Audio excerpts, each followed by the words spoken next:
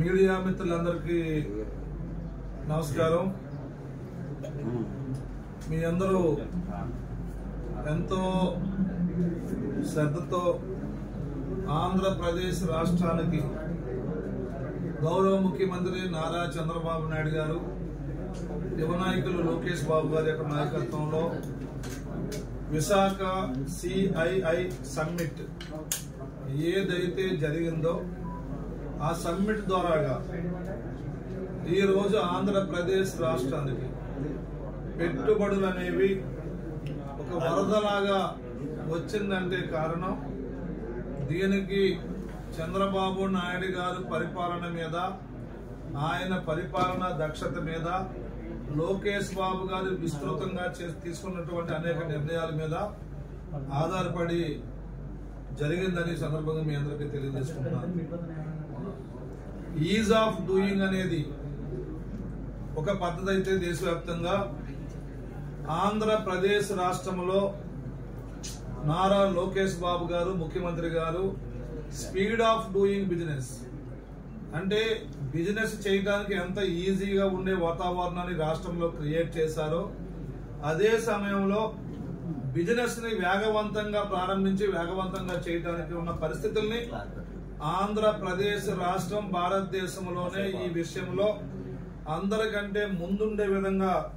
రూపకల్పన చేయడానికి కారణం పారిశ్రామిక పెట్టుబడుల కోసం ప్రత్యేకమైనటువంటి పరిస్థితులను ఏర్పాటు చేయడం, ప్రత్యేకమైన పాలసీలను తయారు చేయడం, అలాగే సింగిల్ విండో సిస్టమ్ ద్వారాగా పరిశ్రమలు స్థాపించడానికి అనువైనటువంటి వాతావరణాన్ని గౌరవ ముఖ్యమంత్రి గారు లోకేష్ బాబు గారు క్రియేట్ చేశారు. కాబట్టి ఈ యొక్క సదస్సు ఇంత భారీ స్థాయిలో జరిగి సుమారుగా 613 ఒప్పందాలు, 13,25,716 కోట్ల పెట్టుబడులు, తద్వారాగా 16,13,188 ఉద్యోగాలు యువతకి వచ్చే విధంగా, అలాగే ఈ 13,25,716 కోట్ల పెట్టుబడితో ఏర్పాటయ్యే పరిశ్రమల ద్వారాగా మరి వేలాది కోట్ల రూపాయలు ప్రభుత్వానికి ఆదాయం వచ్చే విధంగా ఈ ఆదాయాన్ని తీసుకెళ్లి భవిష్యత్తులో ఆంధ్రప్రదేశ్ రాష్ట్రంలో అభివృద్ధికి, సంక్షేమానికి ఖర్చు పెట్టడానికి గౌరవ ముఖ్యమంత్రి గారు తీసుకున్న సాహసోపేత నిర్ణయాలు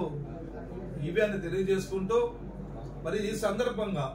ఒక శాసనసభ్యుడిగా అమలాపురం అసెంబ్లీ నియోజకవర్గం నుంచి గౌరవ ముఖ్యమంత్రి నారా చంద్రబాబు గారు ఆధ్వర్యంలో పనిచేసే ఒక నాయకుడిగా నేను చాలా గర్విస్తున్నాను.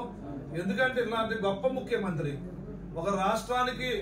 విదేశాల నుంచి వరదలాగా పెట్టుబడులు తీసుకొచ్చి ఆ రాష్ట్రంలో ఉన్నటువంటి అభివృద్ధి చేయడానికి నిధులు సమకూర్చి ఆ రాష్ట్రంలో ఉన్నటువంటి యువతకి ఉద్యోగాలు కల్పించడానికి ముఖ్యమంత్రి గారు చేస్తున్న ఈ కృషిని అభినందిస్తూ గౌరవ ముఖ్యమంత్రి గారు తీసుకున్న చర్యల వల్ల ఆంధ్రప్రదేశ్ రాష్ట్రం ఎంతో ముందుకెళ్తుందని తెలియజేసుకుంటున్నాం. రోజు ఈ సదస్సులో మొదటి రోజు మీరు చూసుకుంటే 8,26,000 కోట్ల రూపాయల పెట్టుబడులు, తద్వారాగా 12 లక్షల మందికి ఉద్యోగాలు వచ్చే అవకాశం వచ్చింది. ఆంధ్రప్రదేశ్ రాష్ట్రం అభివృద్ధిలో ఇది ఒక గట్టి పునాదని, ఇది చరిత్రలో చిరస్థాయిగా నిలిచిపోయే పెట్టుబడుల సదస్సు అని, ఈ సదస్సు ద్వారాగా చంద్రబాబు గారు పరిపాలనా దక్షత, ఆంధ్రప్రదేశ్ రాష్ట్రంలో చంద్రబాబు గారు లోకేష్ గారు తీసుకున్న నిర్ణయాలు ప్రపంచ వ్యాప్తంగా వెళ్లి పెట్టుబడిదారులను ఆకర్షించాయని ఈ సందర్భంగా మీ అందరికీ నేను తెలియజేసుకుంటున్నాను. అందుకే ఈ రోజు ఏపీ సిఆర్డిఏ గాని, ఎనర్జీ గాని, ఫుడ్ ప్రాసెసింగ్ గాని, పరిశ్రమలు గాని, వాణిజ్య గాని, ఐటీ గాని, ఎలక్ట్రానిక్ గాని, టూరిజం గాని, మున్సిపల్ శాఖ గాని, ఈ అన్ని శాఖల్లోనూ ఈ రోజు ఇన్ని భారీ స్థాయిలో పెట్టుబడులు వచ్చాయంటే ఇది రాష్ట్రానికి శుభతరుణం. ఒక దుర్మార్గమైన వైసీపీ పాలనలో ఉన్నటువంటి కంపెనీలని బయటికి తరిమేశారు. ReNew company, Hero Futures, ABC వంటి కంపెనీల్ని జగన్మోహన్ రెడ్డి పరిపాలనలో ఈ రాష్ట్రం వదిలి పారిపోయేలాగా పరిస్థితులను క్రియేట్ చేస్తే ఈ రోజు అదే రాష్ట్రంలో తిరిగి మళ్ళీ పారిశ్రామికవేత్తలు మళ్ళా మేము వస్తాము, మీరు వచ్చారు మేము వస్తాము. ఈ రోజు భారతదేశ వ్యాప్తంగా, ప్రపంచ వ్యాప్తంగా ఉన్న పారిశ్రామిక దిగ్గజాలు ఒకటే చెప్తున్నాయి. చంద్రబాబు గారు లోకేష్ గారి నాయకత్వాన్ని చూసి ఏం చెప్తున్నాయంటే, అయ్యా చంద్రబాబు గారు మీరు అధికారంలోకి వచ్చారు, పెట్టుబడులతో డబ్బులు పెట్టుకుని మేము వస్తున్నాం మీ రాష్ట్రానికి, మేము వచ్చి మిమ్మల్ని చూసి, మీ యొక్క ఆదరణ చూసి, మీ ముందు చూపు చూసి మీ రాష్ట్రంలో పెట్టుబడులు మేము పెడతామని చెప్పి ప్రపంచవ్యాప్తంగా ఉన్నటువంటి పారిశ్రామికవేత్తలు ఇవాళ క్యూ కడుతున్నారంటే అదే చంద్రబాబు గారి యొక్క గొప్పతనం, ఆయన పరిపాలన దక్షతని ఈ సందర్భంగా తెలియజేసుకుంటూ, మరి ఈ రోజు ఆంధ్రప్రదేశ్ రాష్ట్రాన్ని చూసుకుంటే డ్రోన్ గాని, అలాగే రెన్యూవబుల్ ఎనర్జీ గాని, మ్యానుఫ్యాక్చరింగ్ హబ్ గాని, మరి టెక్స్టైల్స్ హబ్ గాని, ఈ మూడింటిని నాలుగింటిని రాయలసీమ ప్రాంతానికి అభివృద్ధి, రాయలసీమ ప్రాంతంలో నెలకొల్పడానికి కృషి చేస్తున్న ముఖ్యమంత్రి గారు. అదే సమయంలో quantum, aqua, port based industrial hub, horticulture, petrochemical, education, health, medical హబ్బల్ని కోస్తా ప్రాంతానికి కేటాయించి, అదే టైంలో డేటా టెక్ గాని, ఐటీ గాని, ఏఐ గాని,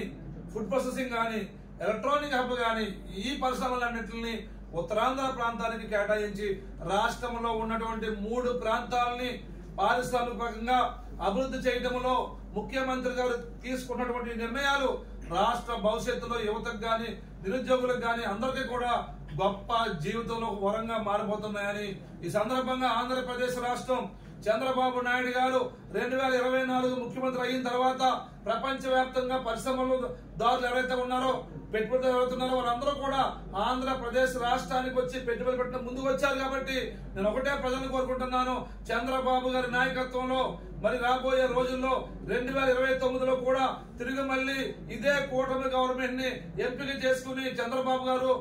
నారా లోకేష్ బాబు గారు, పవన్ కళ్యాణ్ గారి నాయకత్వంలో మళ్ళా కూటమి గవర్నమెంట్ వస్తే ప్రపంచవ్యాప్తంగా ఇప్పుడు వచ్చినటువంటి 13 లక్షలు కాకుండా లక్షల కోట్లు వచ్చి అరే భారతదేశంలో ఉన్నటువంటి ఆంధ్రప్రదేశ్ ప్రపంచవ్యాప్తంగా ఆంధ్రప్రదేశ్ అంటే తెలుగువాడంటే చాటేలేగా భవిష్యత్తులో ఈ పారిశ్రామిక అభివృద్ధి జరుగుతుందని